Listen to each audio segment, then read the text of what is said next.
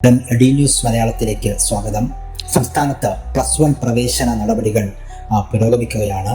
പല സ്കൂളുകളും വിദ്യാർത്ഥികളിൽ നിന്ന് അനധികൃതമായ രീതിയിൽ കനത്ത തുക PTA ഫണ്ടും മറ്റും എന്ന പേരിൽ വാങ്ങുന്നതായി വ്യാപകമായി പരാതി ഉയർന്നിട്ടുണ്ട്. ഈ സാഹചര്യത്തിൽ സംസ്ഥാന പൊതുവിദ്യാഭ്യാസ വകുപ്പ് സ്കൂളുകളിൽ പരിശോധന നടത്താൻ തീരുമാനിച്ചിരിക്കുന്നു. +1 പ്രവേശനവുമായി ബന്ധപ്പെട്ട് കുട്ടികളിൽ നിന്ന് അനുവദനീയമായതിലും അധികം തുക PTA ഫണ്ടെന്നും മറ്റും പേരിൽ ഈടാക്കുന്നുവെന്ന പരാതികളുടെ അടിസ്ഥാനത്തിൽ അതിനെതിരെ നടപടി സ്വീകരിക്കാൻ പൊതുവിദ്യാഭ്യാസ വകുപ്പ് അതിനുള്ള നീക്കങ്ങൾ ആരംഭിച്ചിട്ടുണ്ട്. സംസ്ഥാന തലത്തിലും ജില്ലാ തലത്തിലും പ്രത്യേക വിജിലൻസ് സ്ക്വാഡുകൾ രൂപീകരിച്ചു. സ്കൂളുകളിൽ മിന്നൽ പരിശോധന ആരംഭിച്ചിട്ടുണ്ട്. പൊതുവിദ്യാഭ്യാസ ഡയറക്ടറുടെ നേതൃത്വത്തിലാണ് സംസ്ഥാന സ്ക്വാഡ് പ്രവർത്തിക്കുന്നത്.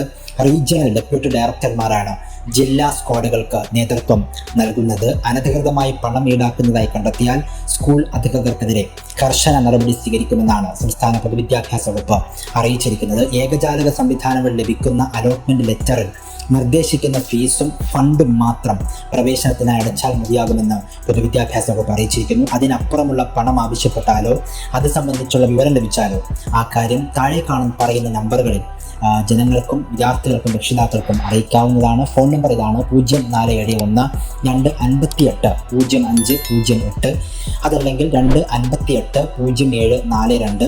മറ്റൊരു നമ്പർ കൂടിയുണ്ട്: 252 9855. ഇമെയിൽ വിലാസം ictcell@gmail.com.